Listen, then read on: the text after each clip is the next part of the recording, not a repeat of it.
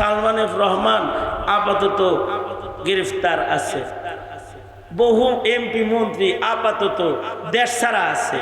যেই ভূখণ্ড তাদের অঙ্গুলির ইশারায় চলছে, সেই ভূখণ্ড থেকে এরিয়ার বাইরে তারা অবস্থান করতেছে।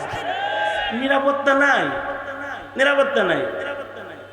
কিন্তু যদি কেউ আল্লাহকে খুশি করে ফেলতে পারে আর জান্নাত পাইতে পারে, তাহলে সে সফল হয়ে গেল। ফহিনী হইলেও অসুবিধা নাই, রিক্সাওয়ালা হইলেও অসুবিধা নাই, ভ্যান গাড়িওয়ালা হইলেও অসুবিধা নাই।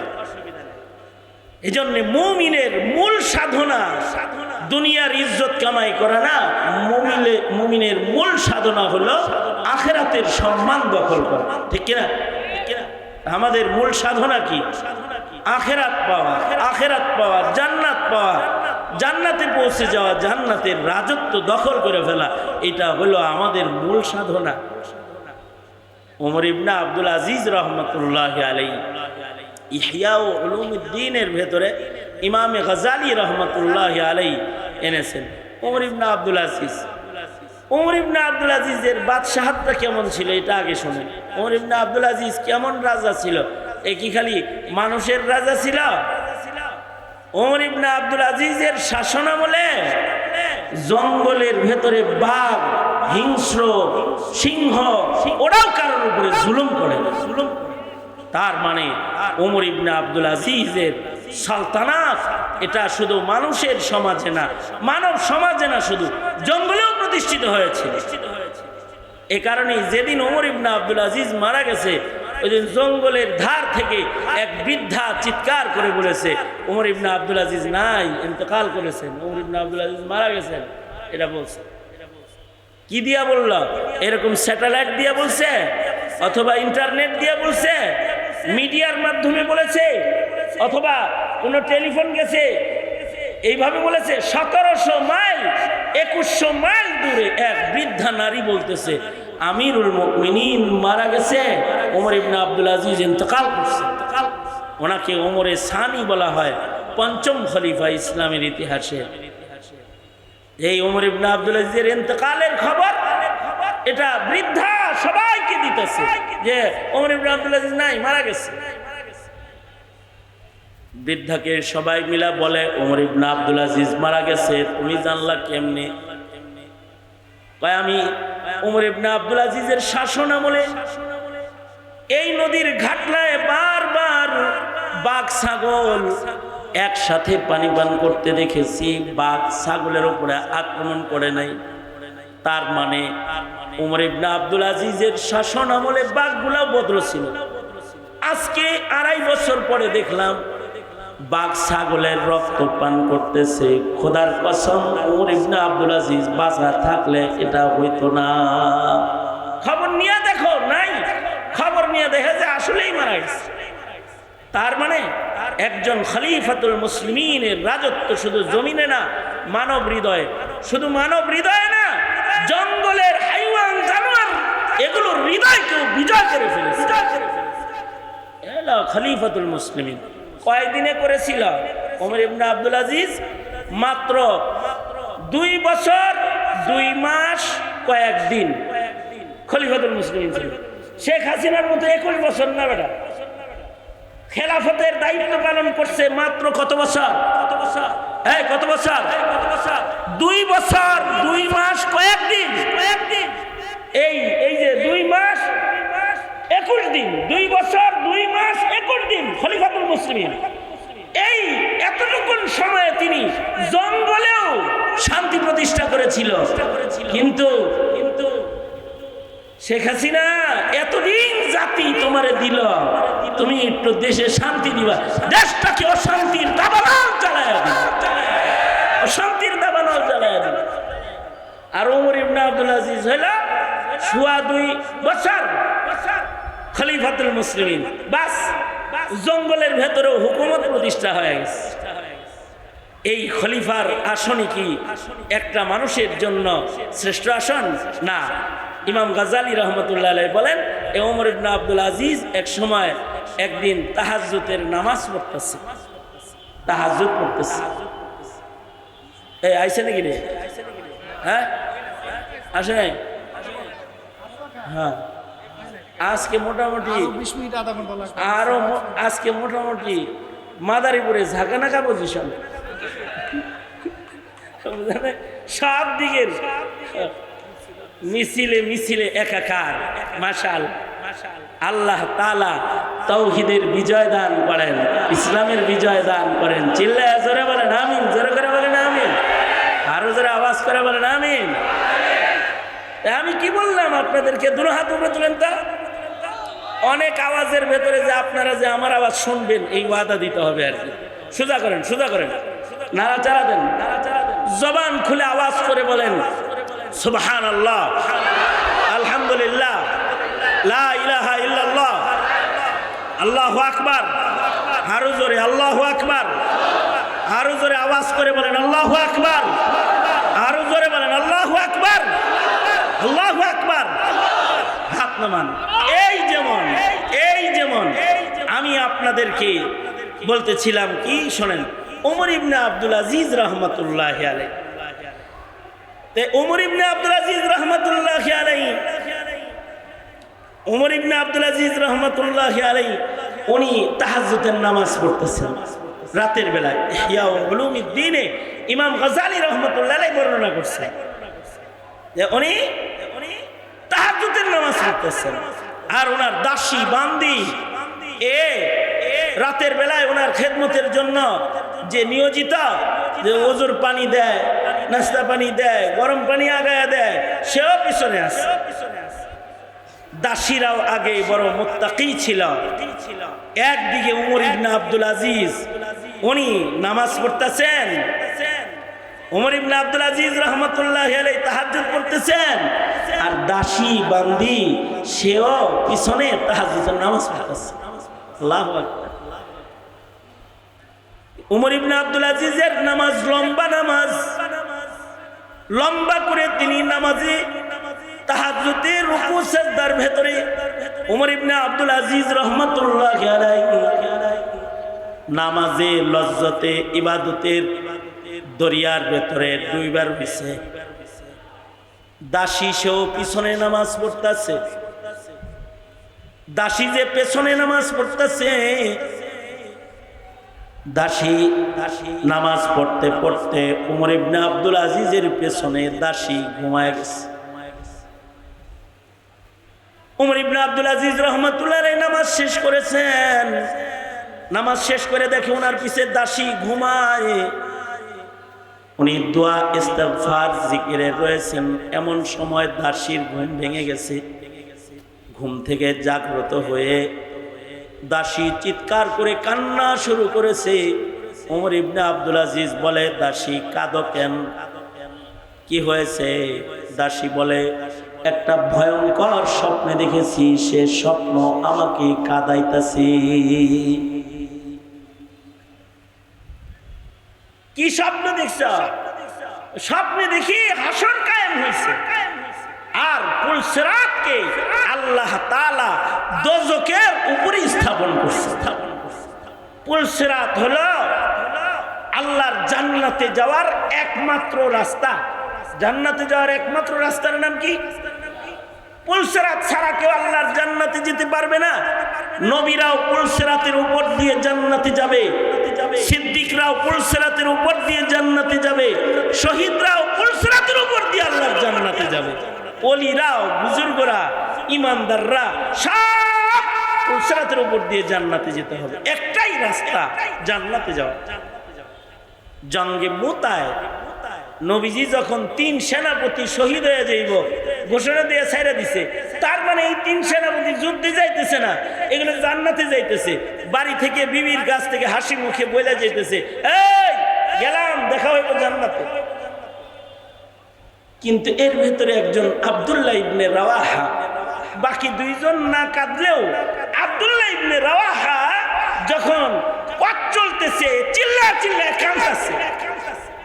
সবাই মিলা বলে, আব্দুল্লাহ ইবনে রাওয়াহা মৃত্যুরে এত ভয় পাও, অথবা আলো ইয়ালের জন্য এত মায়া যে শহীদ হইবা বুঝি এই জন্য কাঁদতেছ, মরার ডরে না? আব্দুল্লাহ ইবনে রাওয়াহা বলে, শহীদই মত দুনিয়ায় উত্তম মত, শহীদ হইলে সুজা জান্নাত যুদ্ধে যাইতেছি, রাসূল বলেছে শহীদ হব, তার মানে বিনা হিসাব জান্নাতে যাওয়ার একটা খুশখবর পেয়েছে। এটার ভয়ে কান্দো কেন? তয় কান্দো কেন? চিল্লে চিল্লে কাঁদো কেন? আব্দুল্লাহ ইবনে রাওয়াহা বলে একটা ভয়ে কাঁদতেছে। নবীগণ, সিদ্দিকগণ, শহীদগণ, অলিগণ সবাই মিলা জান্নাতে যাইতে পুল সিরাতের উপর দিয়ে যাইতে হবে। পুল সিরাতের নিচেই হলো দজক, যদি কারোর পাপ পিছলা যায় তাহলে দজকে পড়া যাবে। আমার ভয় হলো পুল সিরাত পার হওয়ার মতো শহীদি মৌতের আলো নিয়ে আমি দাঁড়াইতে পারবো কিনা। দেখা গেল যে শহীদ হিসাবে জান্নাতে আমাকে ছেড়ে দেওয়া হয়েছে, কিন্তু পুল সিরাত পার হইতে গিয়ে পা ফসকে গেছে, তাহলে তো দোজকে পড়ে যাবো। কেমনি যে পুল সিরাত পার হবো, এই ভয়ে আমি এত জোরে জোরে কাঁদতাছি। এটা হলো তাকওয়াল্লাহ। ইন্না আকরামাকুম ইনদাল্লাহি আতকাকুম। যার তাকওয়া যত বেশি আল্লাহর কাছে তার সম্মান তত বেশি। তার মানে হলো পুল সিরাতের পুল, এটা দোজখের উপরে আল্লাহ পাক স্থাপন করবেন। দাসী বলে স্বপ্নে দেখি যে হাসর কায়েম হয়েছে আর পুল সিরাতকে জাহান্নামের উপরে স্থাপন করা হয়েছে। একজন একজন করে ডাকে আর একটা একটা করে পুল সিরাতের উপরে উঠে কেউ যাইতে পারে আর কেউ পড়ে যায়। তাই তুমি কাঁদতেছো কেন? কয় কাঁদতেছি আমি স্বপ্নে দেখি পুল সিরাতের উপরে এক একজন করে ডাকা হইতেছে, আর আমি ওখানে গেছি আর দেখি একজন বাদশাকে ডাকা হলো। বাদশার নাম আব্দুল মালিক বিন মারওয়ান। মালিক বিন মারওয়ান যখন পুল সিরাতের উপরে দাঁড়াইলো, কয়েক কদম হাঁটতে যায় পাও ফসকে সে নিচে পড়ে গেল। এত বড় বাদশা কিন্তু পুল সিরাত পার হইতে পারল না। তারপরে কি দেখেছো? উমর ইবনে আব্দুল আজিজ বলে তারপরে কি দেখছো?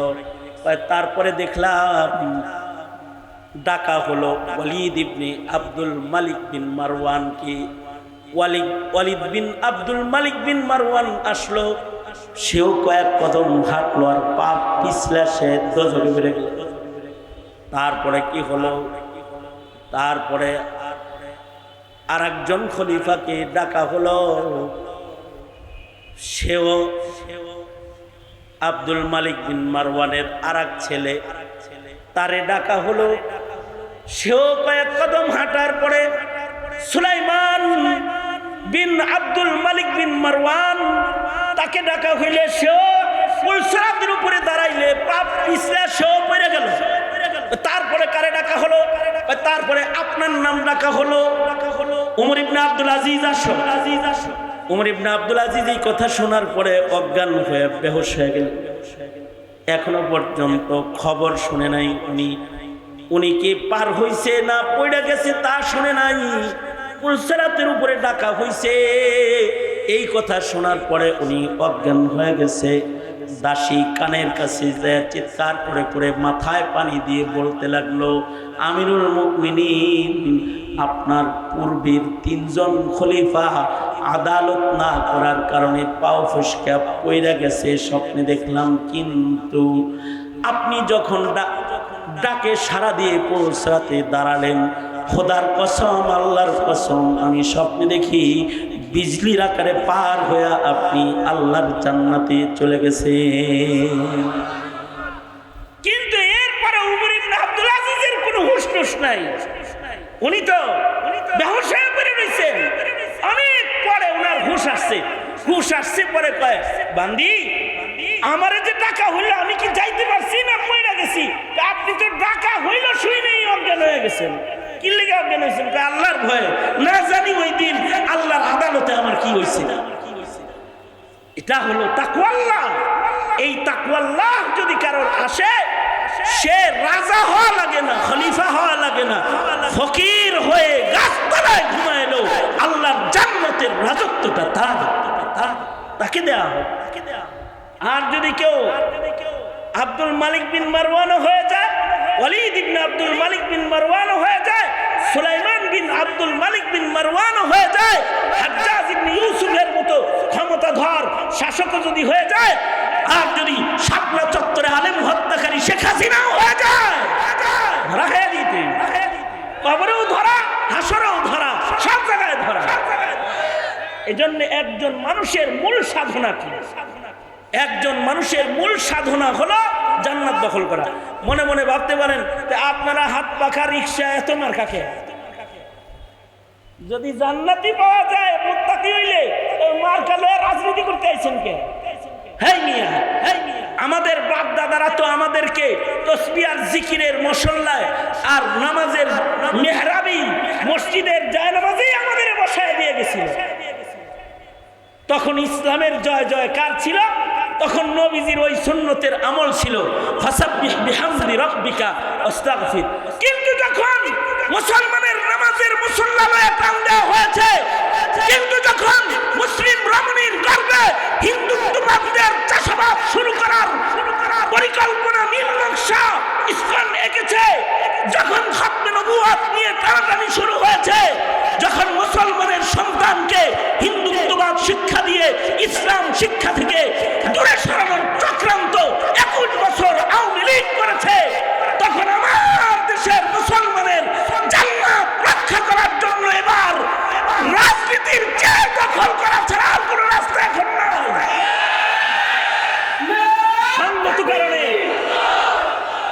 সঙ্গত কারণে এই তসবিহওয়ালারা আর জায়নামাজওয়ালারা এখন রাজপথে দাঁড়িয়েছে।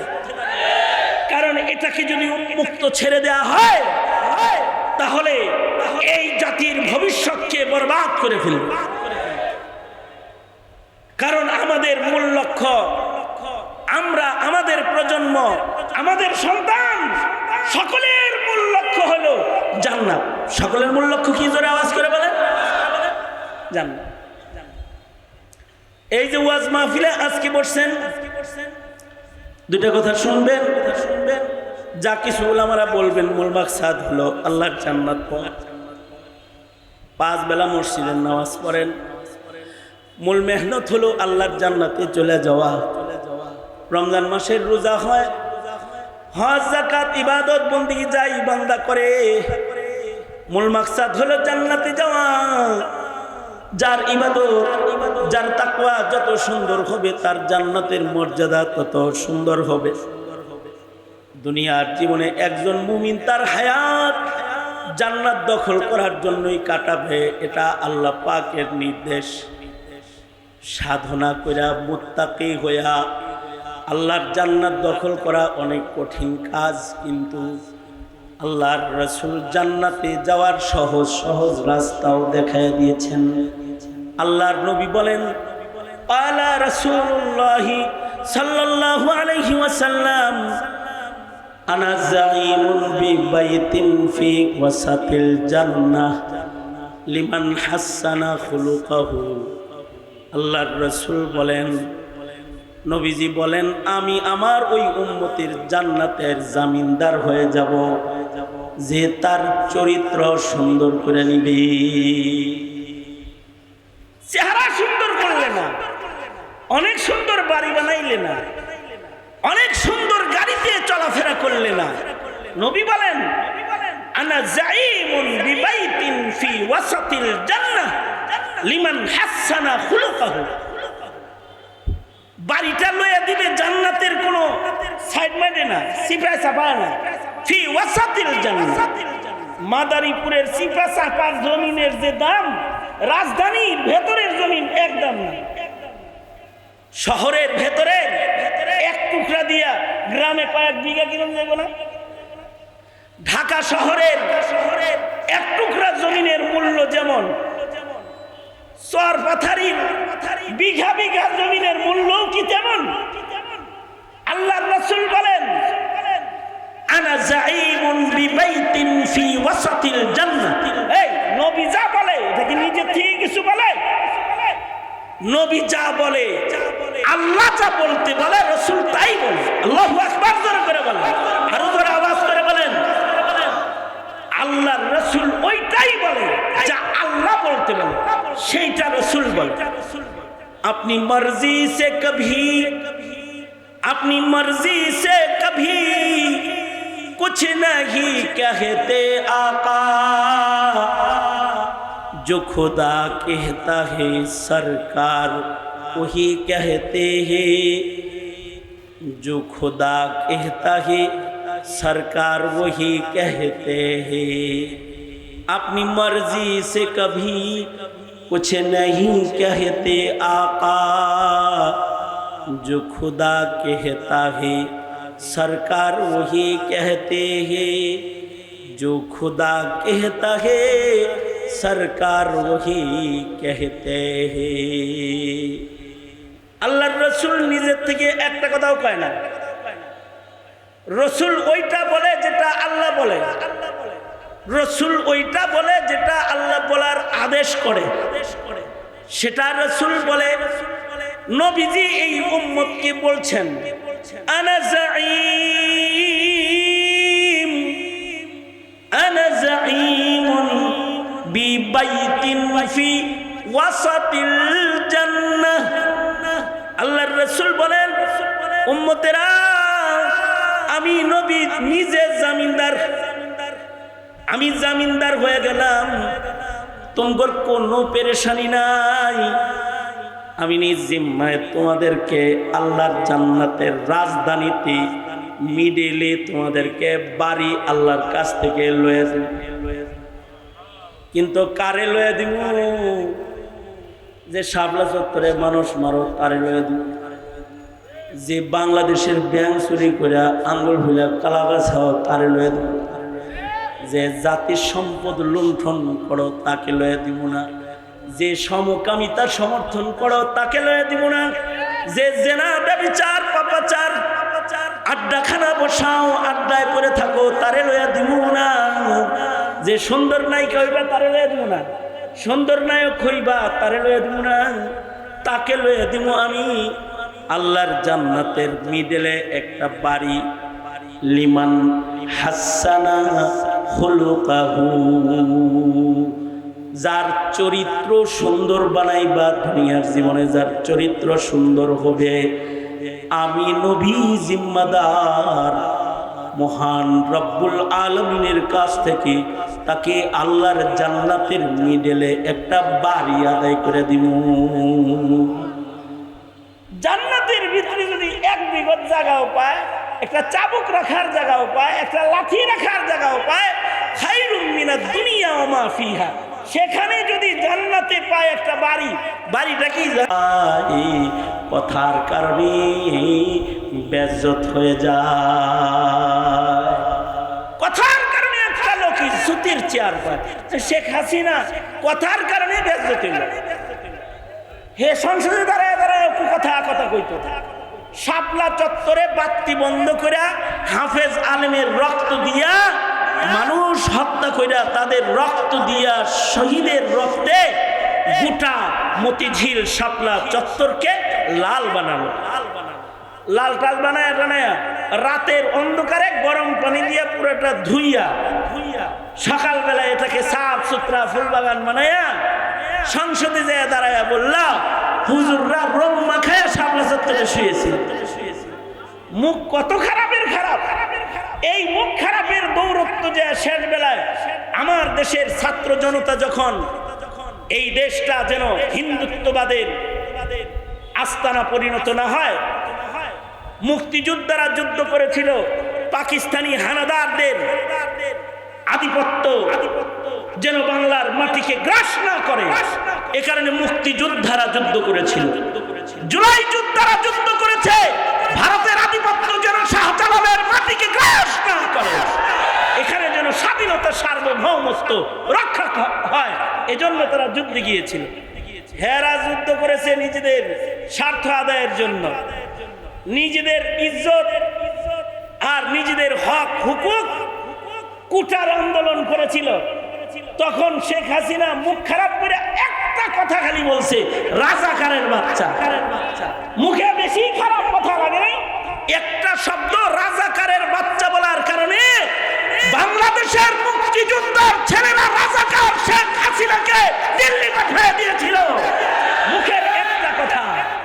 মুখের কথা বেশি খারাপ হওয়া লাগে না, এক দুইটা খারাপ হইলে ইজ্জত নষ্ট হয়ে যায়, এক দুইটা ভালো হইলে ইজ্জত বেড়ে যায়।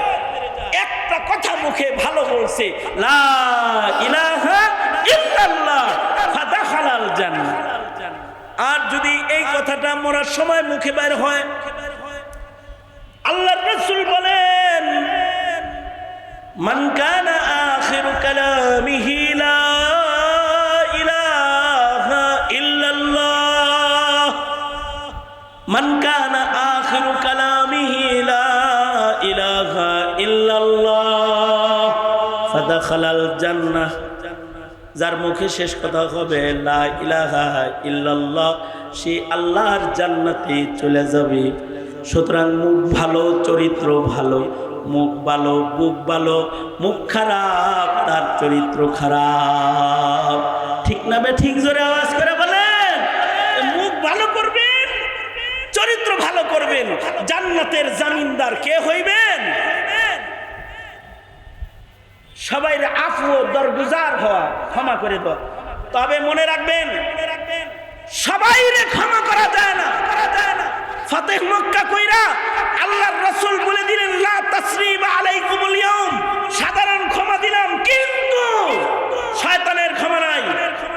আমরা সকলকে ক্ষমা করি, কিন্তু যারা তাওহীদে আক্রমণ করে তাদের ক্ষমা করি না, যারা খাতমে নবুয়তে আক্রমণ করে তাদের ক্ষমা করি না, যারা স্বাধীন সার্বভৌম জমিনের স্বাধীনতায় হাত দেয় তাদেরকে ক্ষমা করি না, যারা কোরআনের ইজ্জতে হাত দেয় তাদেরকে ক্ষমা করি না, যারা এদেশের মুসলমানের ঈমান ইসলাম আকীদাকে দাফন করতে আসে তাদেরকে ক্ষমা করি না। আমরা তাদের জন্য দুর্বার হয়ে দাঁড়ায় যাই।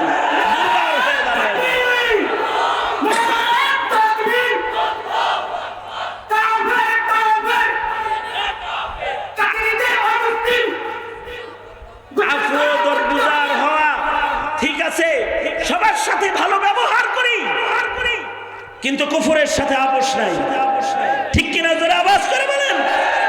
যারা দেশ ও মিল্লাতের ঈমান ইসলাম নষ্ট করবে তাদের সাথে আপোষ নাই, কোনো আপোষ নাই তাদের সাথে। বাংলাদেশে কেউ রাজনীতি করবা, ইসলাম আর মুসলমানিত্বের উপর আক্রমণকারীদের সাথে তালে তাল মিলে তাদের দাস হয়ে রাজনীতি করবা, ভোট একটাও দিবে না। এই জাতি ভোট দিবে না, ভোট দিবে না, ভোট দিবে না। ইসলাম আগে, ঈমান আগে। ঠিক কিনা? জোরে বলেন। হ্যাঁ, এটাও আখলাক। আল্লাহ তাআলা আমাদের সবাইকে আখলাকওয়ালা মুমিন হওয়ার তৌফিক দান করেন। মুত্তাসিলে নামাজ